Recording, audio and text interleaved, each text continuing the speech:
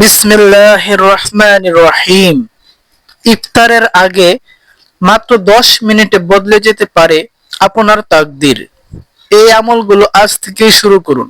বন্ধুগণ, যারা রোজাদার আছেন তারা অবশ্যই এই ভিডিওটি স্কিপ করবেন না, সম্পূর্ণ ভিডিওটি দেখবেন। ভিডিওটিতে একটা লাইক দিয়ে দিবেন। আর চ্যানেলটিতে নতুন দর্শক হয়ে থাকলে অবশ্যই চ্যানেলটিকে সাবস্ক্রাইব করে দিবেন। প্রিয় ভাই ও বোনেরা, ইফতারের আগে এই আমলগুলো করলে ইনশাল্লাহ আপনার তাকদীর বদলে যেতে পারে। 1. বেশি বেশি দোয়া করুন।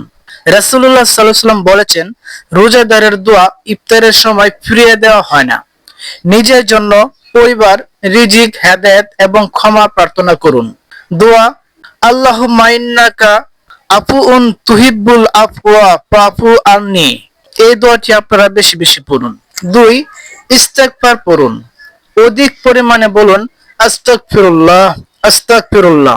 এতে গুনাহ মাফ হয় এবং রহমত নাজিল হয়। 3.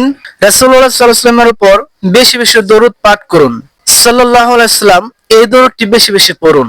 আর সময় হলে আল্লাহুম্মা সাল্লি আলা মুহাম্মাদ ওয়া আলা আলি মুহাম্মাদ কামা সাল্লাইতা আলা ইব্রাহিম ওয়া আলা আলি ইব্রাহিম ইন্নাকা হামিদুম মাজিদ।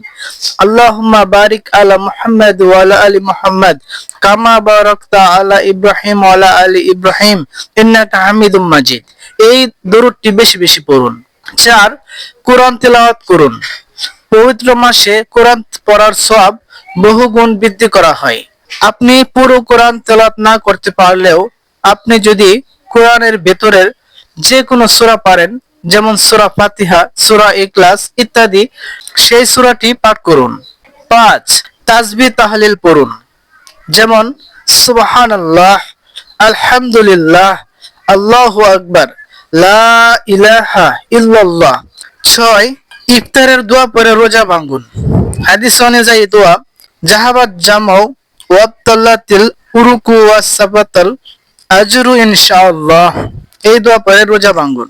বন্ধুগণ, ভিডিওটি ভালো লাগলে একটা লাইক দিয়ে দিন, সুন্দর একটা কমেন্ট করুন, আর আপনার বন্ধুদের কাছে শেয়ার করুন, যাতে করে সবাই ভিডিওটি দেখতে পারে।